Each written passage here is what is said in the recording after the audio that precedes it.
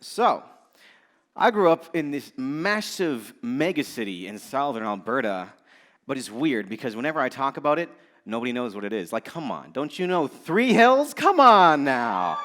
Like, people, what? Yeah, see, I'm telling you, people are like this. I mean, this is a huge city. We have an airport, and the planes are so big, you can fit like 2 people in there. That's way more than one. And don't even get me started on rush hour, man. You have to wait like 3 seconds at the stoplight. That's right. We have a stoplight. It blinks red. It's pretty cool. Now, we have an app, if that proves anything, okay? What kind of a big little town has an app, all right? I bet Calgary doesn't even have an app, okay? All right. But you know what they say. A city's only as good as its streets. And boy, oh boy, Three Hills streets are passable sometimes. Really, the problem is in the sidewalks. I mean, there's a legendary sidewalk by the elementary school, and it's hard to describe, so let me just help you imagine it. Imagine a pure, flat glass mirror, and now take a rock, and forget all of that, because it's like a mountain range down there. It's so degraded. It got so bad, it caved into the steam tunnel below, and there was a gaping hole in the street. But of course, the mega city Three Hills they had their sidewalk repair infrastructure ready to go, so they filled it with dirt. And then they put some wood on it. And I know, tripping hazard, right? But don't worry, they spray painted it orange because, as you know, you can't trip on something that's orange. All right, okay. Honestly, it shouldn't stop there. It's not complete, and don't worry, they didn't leave it there. It was only a few years later that they came back, and they did it right. They fixed all the problems. They put up a sign.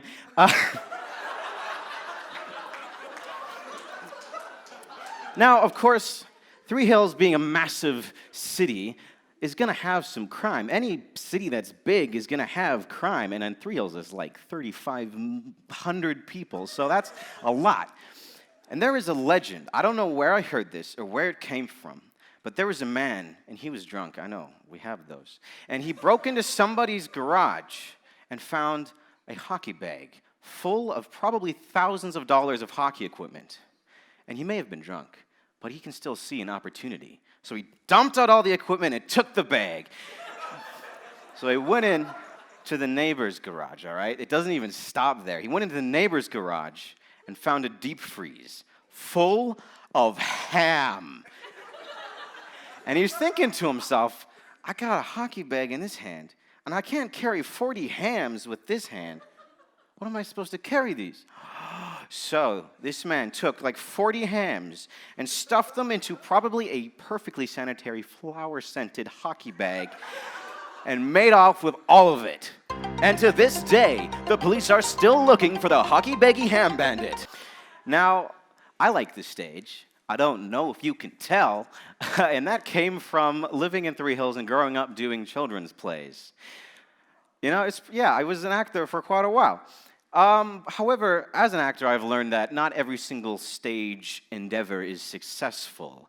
And once upon a time, I was at my cousin's wedding reception, and it was a pretty normal wedding reception. There's a few changes, though. Like, the game where you slam on your glass with a spoon and then the newlyweds kiss? It's kind of weird, but they had a spin on it where they had a cage of balloons on the stage. You're going to have to pay attention. This is kind of difficult to understand. They had a cage of balloons, and a willing participant would walk up on the stage, choose a balloon. The MC would then pop said balloon, and inside, I don't know how they did it, there was a slip of paper. And on that piece of paper was an action for the willing participant to act out, and if the audience of the reception could guess what that piece of paper said, then you guessed it. The groom would take his lips, and the bride would take their lips, and just do that, All right. Oh no. Oh no. Don't put it in your pocket. All right, so a balloon showed up, and I went up on the stage thinking, I'm a thespian, I'm an actor, this should be simple. So the lady went and took a balloon and she popped it, and inside was a slip of paper. Now here's the thing, I haven't told you, at this time I was like 11 and I'm the youngest. So my baby handling experience was limited. And I had absolutely no idea what this meant. And I told that to the lady. I'm like, I don't know what this is. I can't do this. He's like, you got to. We only have so many balloons. Just do it. I'm like, okay. So I go up there. I'm standing in front of a suddenly much larger than I thought crowd. And I got to get into character. I'm like, okay, I'm like a middle-aged mom. I'm a single, and I got this baby. He needs to burp. And so I went. There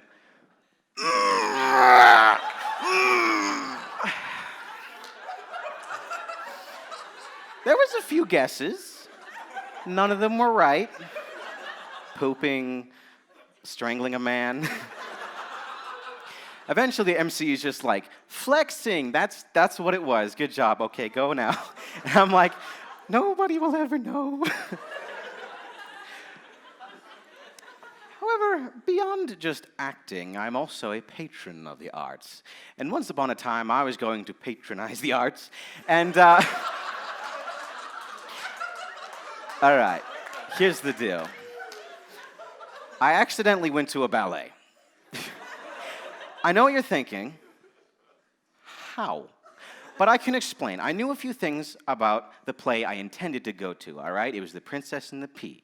It was starring a few of my friends. It was at 7, and it cost $12, according to Facebook. But I didn't know where it was. But, you know, there's only 2 spots in Three Hills where you can have a play. The Arts Academy, or this theater called the Parable Place, I think. It's a lot like this, actually, except, like, probably way bigger, because, you know, city. I'm driving along, and I'm thinking it's in one of these places, so I'll just find out. And I drive past the Parable Place, and I see a parking lot full of cars, and I'm thinking to myself, you know, that is a parking lot of people willing to see some princesses and peas, you know what I mean? So I'm driving in there, and I'm like, all right, this has got to be the place. So I walk up to the door, I'm like peeking in, you know, and they're selling tickets, and I'm like, well, this has got to be it. I'm walking in, I'm buying my tickets, and there's lots of like paraphernalia and stuff for like the Nutcracker, and I'm like, cool, they're advertising their next play. That's pretty cool. I haven't seen that here before. And they gave me my ticket, said it was $10, and I was like, first of all, I should have been like, that's a bit odd, but the Mennonite part of me was like, it's $2 cheaper. So I just went in, and I was like a little bit still kind of feeling weird, but it was, you know, it was probably right. And I see my friend sitting there in the front row. He's like over there somewhere. And I'm like, okay, this has got to be the place. So I sit down next to him, and he looks at me like, yo, I didn't think you'd be here. I'm like, why would I miss it, man? It's going to be great. I'm looking through what I call the menu, looking for my friends. And there's a lot of actors here. I don't see them, but I'm just like, you know, I'm like illiterate, so whatever. And I'm looking at the stage, and it has like a Christmas tree on it, and I'm still just like, oh yeah, Christmas Princess and the Pea. It is like the end of November. And then this lady comes up, and she invites all the children to come up on the stage and sit at her feet while she reads them the story of the Nutcracker. And I'm like, all right, you know, this is the ad no one can miss. That's important, but it's kind of been going on for a while. You know, it's been like 10 minutes. And I turn to my friend, and I'm like, come on, man, why are they still talking about the Nutcracker? Isn't this the Princess and the Pea? And he just looks at me like, dude, this is the ballet recital. And then the lights just go out in that instant. And I'm like, oh no. And as the lights begin to rise, a bunch of little girls in tutus are twirling onto the stage, and I'm like, this is not what I was expecting. I'm sitting here in the front row. My friend is here because his sister's in it. I don't have any sisters. I'm pretty sure my brother wasn't in it. And like, I'm in the front row. What am I supposed to do? I can't just stand up and be like, oh, this is a mockery, I say. This isn't a ballet. This is a play. So I'm just sitting here, regretting every decision I've ever made.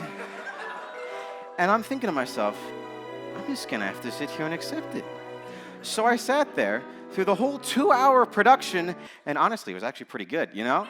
I was surprised. But I still wanted to get home because I knew exactly how the conversation would go down. I got home, and my mom walked out of the office and said, how was the play? Just as I predicted. And I said, I have no idea. Anyway, that's the open mic for tonight, everybody. I hope you had a good time. Special thanks to everyone who performed. I can't see anything. All right. That's it, everyone.